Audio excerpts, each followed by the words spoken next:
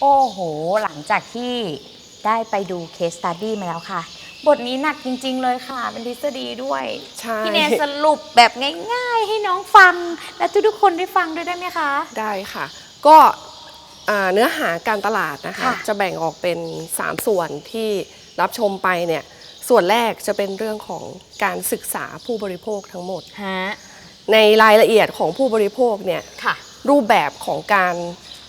จัดการผู้บริโภคที่มีความต้องการที่แตกต่างกันเนี่ยก็อาจจะสรุปได้นะคะว่าผู้บริโภคเนี่ยหลักๆเลยเนี่ยบางทีอันนี้ไม่นับคนที่รู้ความต้องการตัวเองนะเพราะว่าถ้าเรารู้ว่าผู้บริโภคต้องการอะไรเราก็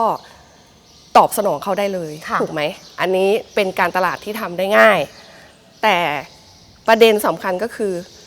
ตัวผู้บริโภคเองเนี่ยเขาก็ไม่รู้ตัวนะว่าเขาต้องการอะไรเพราะฉะนั้นเนี่ยไอ้คนที่ไม่รู้ตัวเนี่ยหรือผู้บริโภคที่เขาไม่สามารถที่จะบอกได้ว่าเขาต้องการอะไรเนี่ยจะเป็นความท้าทายสำหรับผู้ประกอบการผู้บริโภคบางคนเนี่ย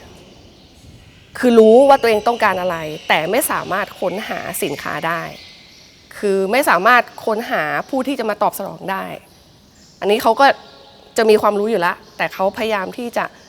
เสาะหาผู้ประกอบการนะคะผู้บริโภคบางคนเนี่ยจะไม่รู้นอกเสียจากว่าต้องเอาสินค้ามาให้ดูเราถึงจะเกิดความต้องการ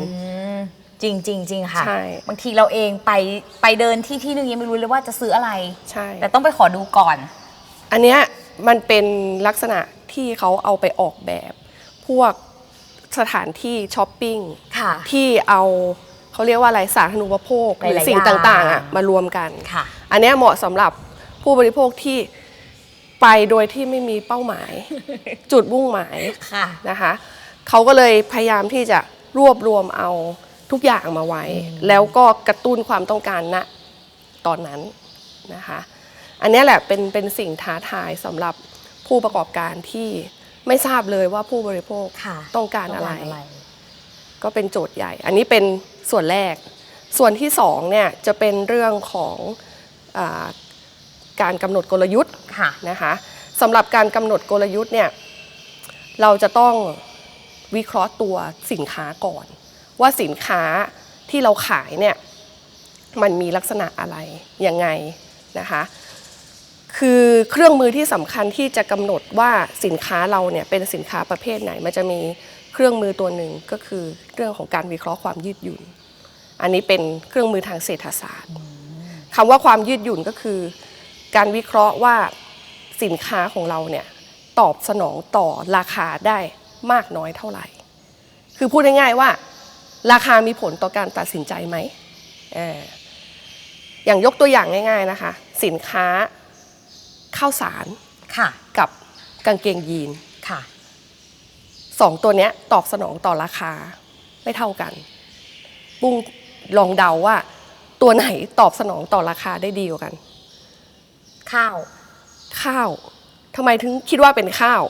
เพราะคนต้องกินข้าวเพราะคนต้องกินข้าวทุกคนต้องกินข้าวสมมุติว่าอาจารย์ยกตัวอย่างนะว่าเราลดราคาข้าวปุ้งจะซื้อเพิ่มขึ้นไหมแต่ก็เราก็ไม่ซื้อเพิ่มขึ้นเนาะแต่ถ้ากางเกงยีนลดเนี่ยไปกันก็จริงค่ะพี่เนยอันเนี้ยคือเราจะต้องมองตัวสินค้าเราว่าสมมติว่าถ้าเกิดการเปลี่ยนแปลงราคาเนี่ยผู้บริโภคเนี่ยเขาจะตอบสนองอะไรได้มากกว่ากันคือในการวิเคราะห์เนี่ยถ้าตอบสนองได้มากนะคะก็คือวิเคราะห์ออกมาแล้วค่าความยืดหยุ่นเนี่ยก็จะมากถ้าตอบสนองได้น้อยก็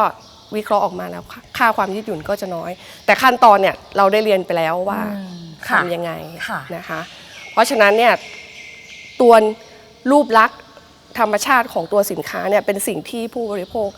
นอกจากจะดีไซน์นอกจากจะรู้แล้วว่าผู้ขายให้ใครจำเป็นที่จะต้องรู้ด้วยว่ามันมีอิทธิพลในเรื่องของราคามากน้อยเท่าไหร่อันนี้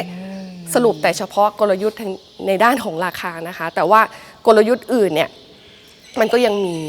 แต่หลักๆเนี่ยคนจะตัดสินใจซื้อก็จะดูที่ราคาเป็นหลักอันนี้เป็นเรื่องของการกำหนดกลยุทธ์ คืออาจจะต้องใช้ศาสตร์อื่นเข้ามาเกี่ยวข้องนะคะ การเป็นผู้ สำหรับ ประกอการก็ สุดท้ายเนื้อหาส่วนสุดท้ายจะเป็นเรื่องของการวิเคราะห์คู่แข่งนะคะสำหรับการวิเคราะห์คู่แข่งเนี่ยมันจะเชื่อมโยงมาจากการกำหนดกลยุทธ์คือถ้าเราใช้กลยุทธ์อะไรนะคะแน่นอนมันจะไปกระทบกับพฤติกรรมของคู่แข่งอย่างเมื่อกี้อาจารย์ยกตัวอย่างเรื่องการลดราคานะคะโดยการคำนวณการวิเคราะห์ค่าความยืดหยุ่นคู่แข่งเขาก็ใช้วิธีเดียวกับเราเพราะฉะนั้นเนี่ยมันก็จะมีทฤษฎีที่ว่าด้วยถ้าเราลดราคาแล้วการตอบสนองคู่แข่งจะเป็นยังไงตามไปด้วยนะคะคือถ้าเราลดราคาลง1 บาทเราจะขายของได้มากขึ้นอันนี้ทางทฤษฎีใช่ไหมแต่แน่นอนว่าเรามีคู่แข่งแล้วคู่แข่งจะถ้าทำเหมือนเราตอบสนองต่อเรื่องนี้ยังไงตอบโต้ในกรณีของการลดราคาได้ยังไงอันนี้คือการยกตัวอย่างนะคะซึ่งก็ต้องดูพฤติกรรมของคู่แข่งทีนี้ในตอนส่วนต้นของรายการก่อนที่เราจะไปเข้าสู่บทเรียนเนี่ยได้พูดไว้ถึงการเป็นพันธมิตรก็มันก็มีแนวคิดใหม่ว่าการเป็นคู่แข่งเนี่ยไม่ดีหรอก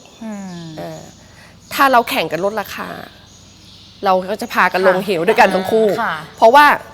ทุกอย่างมันมีต้นทุนมันไม่มีทางเป็นไปได้ที่เราจะลดราคาต่ำกว่าต้นทุนไปมากกว่านี้ไม่มีใครแบกรับต้นทุนที่แพงขึ้นและขายได้น้อยลงเพราะฉะนั้นเนี่ยเราจะทำยังไงถึงจะอยู่ได้แล้วก็อยู่ได้ด้วยกันอย่างรอดปลอดภัยด้วยกันทั้งคู่เพราะฉะนั้นกลยุทธ์ในการเป็นพันธมิตรกันเนี่ยจึงมีความสำคัญในการทำธุรกิจณปัจจุบันเดี๋ยวในบทอื่นๆเนี่ยจะมีเรื่องของกิจกรรมลูกค้าสัมพันธ์กิจกรรมในการควบรวมธุรกิจให้เป็นพันธมิตรซึ่งเดี๋ยวเราค่อยไปคุยกันในบทอันนี้ยังมีในบทต่อไปใช่ไหมคะเอาละค่ะอย่าเพิ่งปวดหัวกันไปซะก่อนนะคะสำหรับใครที่กำลังอยากจะเป็นเจ้าของธุรกิจหรือว่าจะเป็นสตาร์ทอัพเรียนรู้ไปพร้อมๆกันละกันค่ะและยังมีบทต่อๆไปที่น่าสนใจแล้วก็น่าจะทำให้หลายๆคนเนี่ยมีแนวคิดดีๆเพิ่มมากขึ้นได้อีกนะคะอย่าเพิ่งถอดใจกันไปก่อนเดี๋ยวเจอกันใหม่บทหน้าค่ะ